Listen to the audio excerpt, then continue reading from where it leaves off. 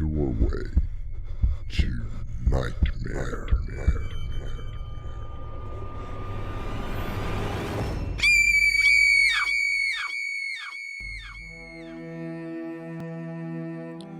Come in. Welcome. I'm your host, Artemis Black. We all have some sort of occupation in this life. Me, I am an actor who dons a different personality with each character. Some are doctors, lawyers, or work with the public. However, there are those who have what many would call a morbid profession.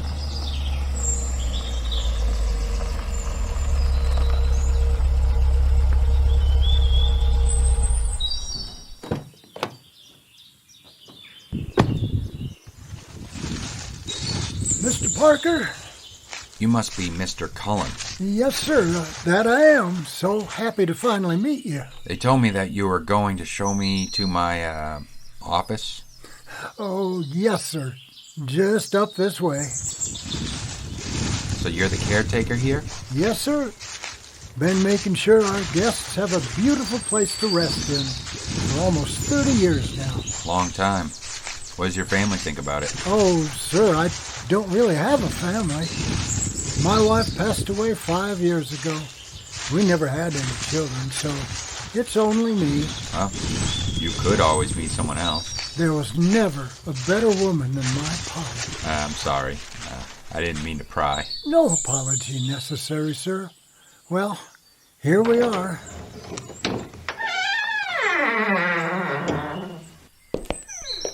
Larger than I imagined. Now, over there is your desk. You'll find the schedule of upcoming funerals for this week.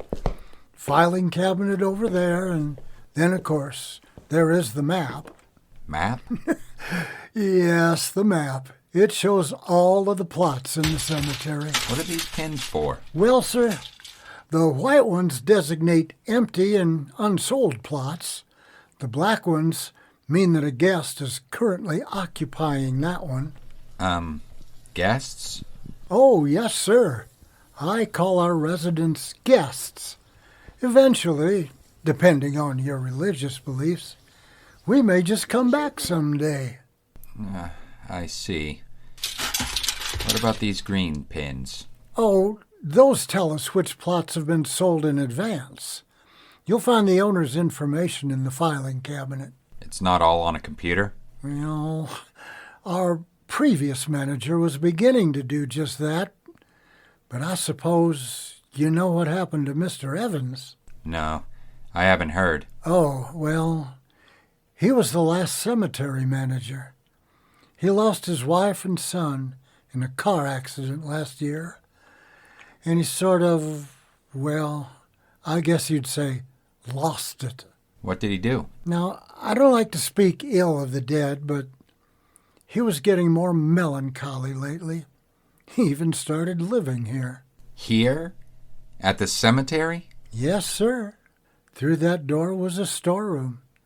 He put in a bed, a hot plate, small TV, and started staying in there. You're more than welcome to it.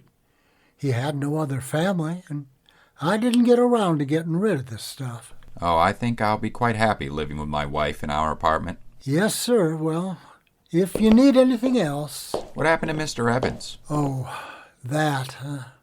Well, he committed suicide. I found him that morning, hung himself, right there in that beam. Sorry I asked. Did he leave a note or something? Well, yes, there was a note, but I hesitate to tell you what it said. Come on, how bad could it be? Oh, not bad, sir, just curious. It only had one line that he'd written. Which was? I bury the living.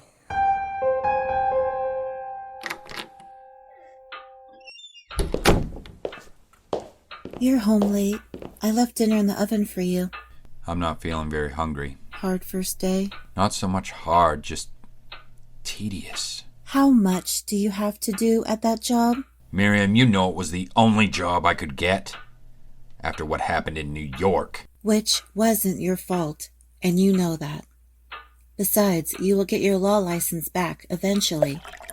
Daddy assured me. I know. I made a stupid mistake. Now I'm a secretary for a graveyard. Cemetery, dear, and one of the largest in the state. So, what do you do there? Stick pins in a map. Sounds very taxing, love. Oh, ha ha. Seriously, that is my job. I see what graves have been filled and replace a white or green pin with a black one. David, are you kidding? And that took you this long? Apparently the previous manager fell behind before he committed suicide. Now, that's a little raw. Seriously. Poor fellow just couldn't take the job anymore, I guess. Well, don't worry, my love. I'm sure that Daddy will have the whole mess straightened out, and we can move back to New York. One can only hope. I hate these little towns.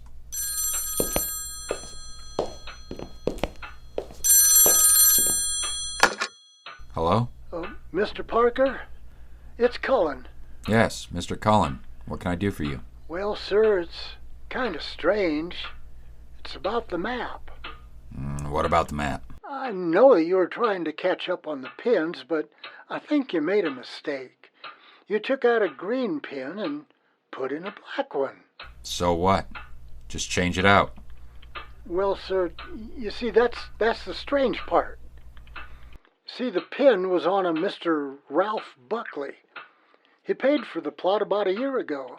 And this couldn't wait till tomorrow? He's dead, sir. Just got the call from the morgue. What? What happened to him? All I know is that he's dead. He'll be arriving tomorrow afternoon. Just seemed kind of funny, to put that black pin in his plot. And then he died.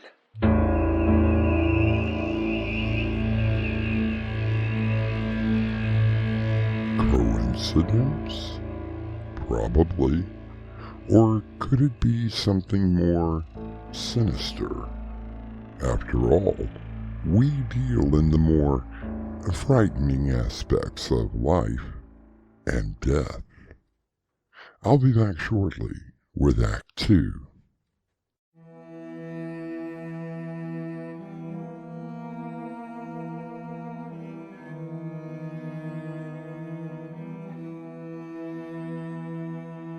Euripides once said, "No one can confidently say they will be alive tomorrow." David, I don't know why you insisted on coming to the funeral. I'm hoping to find out how the man died. People die. That's it. He was in the peak of health, Miriam. There was no reason for him to die. Why does there have to be a reason? Oh, oh, now wait a minute. You are not going to say that just because you put the wrong colored pin on his burial plot? But that is ludicrous. Whether it's ludicrous or not, you have to admit that it is a rather funny coincidence. Yes, and that's all that it is. A coincidence. You're right. I'm sorry that I dragged you out here. Why don't you just go on home and I'll see you tonight, okay?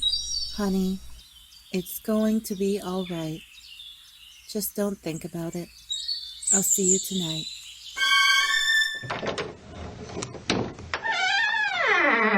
Working kind of late, aren't you, Mr. Parker? Not really working, I guess. Just studying the map. Well, if you're worried about sticking the wrong pin into... No, it's not that. Just a mistake at the wrong time. That's what Mr. Evans said when it happened to him. You mean he did the same thing? Yes, sir. He sure did. Got the idea that he was a god or something. You mean it happened more than once? Not too sure about that. All I know is what he told me, and then there was that note he left. I bury the living. All right. There's one sure way to find out. What are you looking for? Okay, let's see. Right here. Plot number 487. Mr. Harold Crossman. What are you about to do, Mr. Parker? And there we go. But you just put a black pin in his plot. Why would you... I happen to know Harry. He was on the board of directors that put me in this position. He's as healthy as a horse.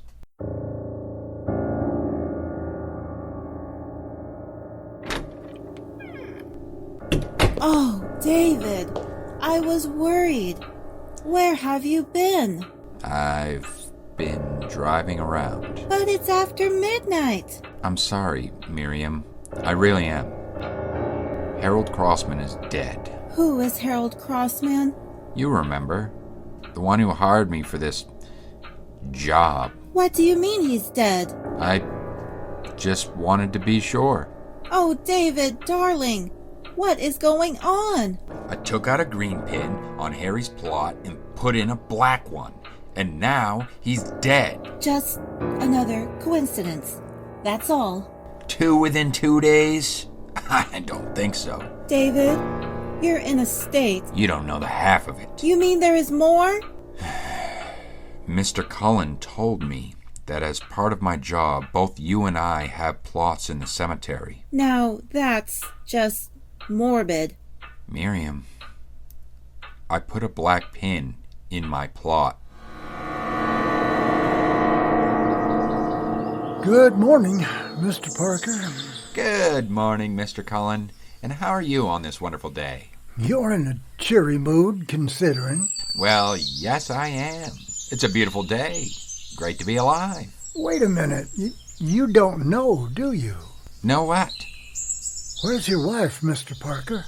She went up to see her sister in Scarsdale last night. Why do you ask? I just got a phone call. Mrs. Parker was killed in an auto accident late last night. What?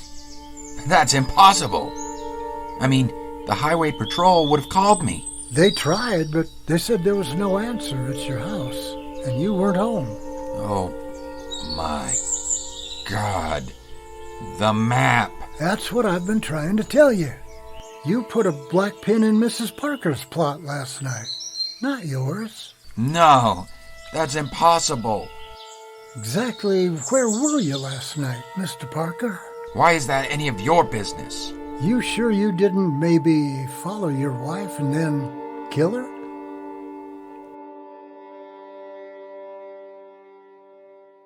A rather interesting supposition on the part of Mr. Cullen. Could David had murdered his wife? And for what reason? Or is something more sinister going on? Perhaps we shall learn the answer when I return with Act 3.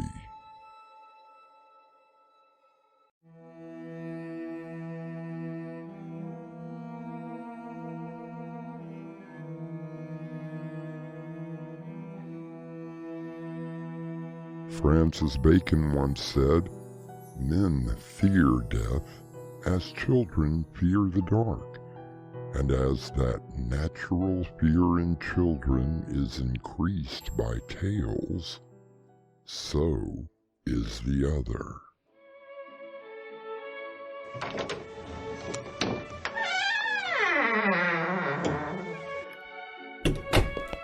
Nice music, Mr. Parker. It was Miriam's favorite. Brahms, I think. Mr. Parker, I want to apologize for what I said yesterday. It's okay. Forget it. I shouldn't have been so short with you. None of my business, Mr. Parker. I spent the night with a friend of mine who was passing through, that's all. Like I said, none of my business. And I'm truly sorry about your wife. That damn map. Now, come on, Mr. Parker. You don't really believe... Wait a minute. No. It's too crazy. What are you talking about? Listen, let us assume, for the moment, that by replacing a green or white pin with a black one will kill that person. Mr. Parker, I don't think... So what would happen if I took a white pin like this and replaced the black one? But that's your wife's plot, sir. Exactly. So now let's see what happens.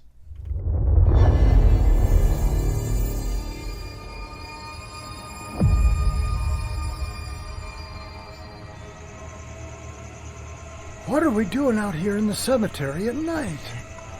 I want an independent witness. You don't really think that your wife is going to come back, do you? That map, that cursed map, it kills people, so why shouldn't it bring Miriam back? Mr. Parker, I don't like this. I think we should get out of here. Listen, did you hear that? I only hear the wind, Mr. Parker.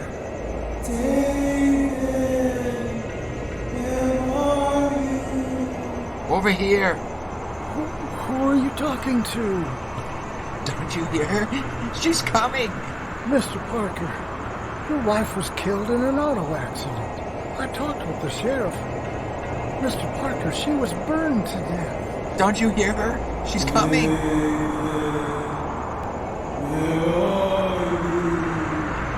I'm over here, by the shack. Oh, God, what is that? Coming out of the darkness. Miriam, I'm over here. Miriam. Mr. Parker, she was burned beyond recognition. I gotta stop this. Cullen, where are you going? I'm going back. Put that black pin back where it belongs. No, don't do it.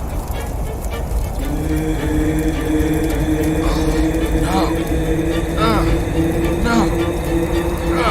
Your face. Flesh.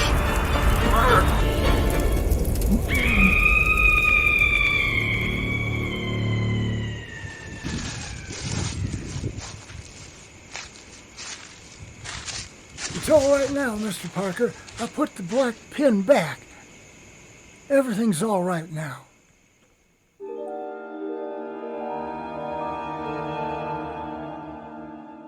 David Parker falls to the ground in tears as the image of his dead wife takes hold in his mind.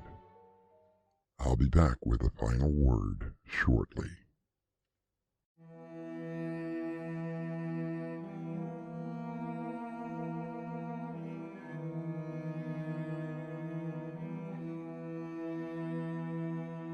I sum up our little drama with the words of Elizabeth Kubler-Ross. It is not the end of the physical body that should worry us. Our concern must be to live while we are alive, to release our inner selves from the spiritual death that comes with living behind a facade designed to conform to external definitions of who and what we are. Our cast included Jonathan Rossignol, Jemma Mitchell, and Dave Arkipov. The story was edited by Crimson McKenzie, and the production was under the direction of Winslow Swan. And now, a preview of our next tale. It is complete chaos here, Alan. A few moments ago, police entered the hospital on reports that patients were attacking. I can see several people running out of the hospital. Oh my God. One man fell and several patients had ripped him apart. They are eating his flesh. I'm getting out of here. Judy, are you okay? This is your host, Artemis Black, inviting you to return with us through the doorway to Nightmare for another adventure into the terrifying world of your imagination. Until next time, slumber peacefully. Epilogue. The butler did it.